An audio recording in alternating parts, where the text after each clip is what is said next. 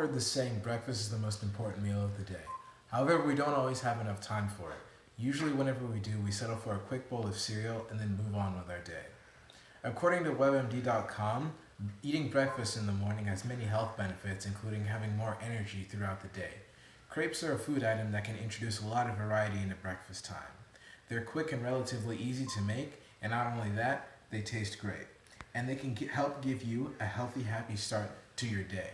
Before we begin, just as a side note, this recipe is not my own. I've been using it for 6 months, but you can actually find it on sweetashoney.com.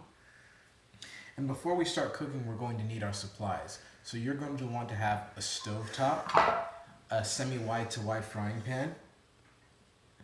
You're going to need a mixing bowl or any bowl large enough to contain your ingredients. You're going to want to have a whisk or an electric mixer in order to mix your ingredients together, and you're going to want to have a spatula. For ingredients, you're going to need 3 eggs. You're going to need 2 cups of milk. You're going to need 1 3/4 cups of all-purpose flour, 2 tablespoons of either melted butter or any sort of oil you can get your hands on.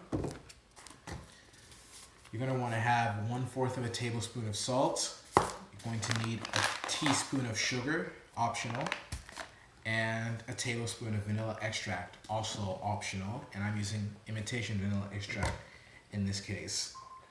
So step 1 in preparing your crepes. You're going to want to take all 3 of your eggs, crack them into your mixing bowl, whisk them all together until they're all mixed, and then you're going to want to take your 1 3/4 cups of all-purpose flour, put them into the mixing bowl, and mix those all together until they form a thick batter. After that batter is formed, you're going to take your salt, you're going to take your vanilla extract, and you're going to take your sugar and your melted butter or oil, add it to the batter, mix it until it all becomes uniform. Then step 2, you're going to take your 2 cups of milk, and instead of adding it all at once into your mixing bowl, you're going to add it little at a time. Good rule of thumb is about 1/3 of a cup each time, and as you incrementally add your milk, you're going to mix it until all the milk is distributed throughout the batter, and as you mix it, you're going to notice that the batter becomes lighter.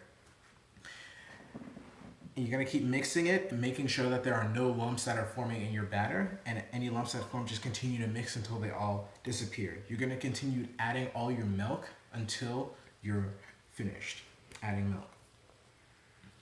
Step 3, you're going to want to start preheating your frying pan at this point in time.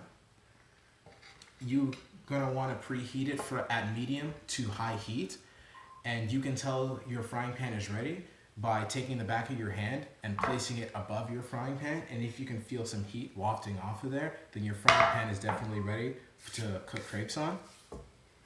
Make sure that you're not cooking your crepes on extremely high heat because they're very thin and light, so they'll tend to burn easily.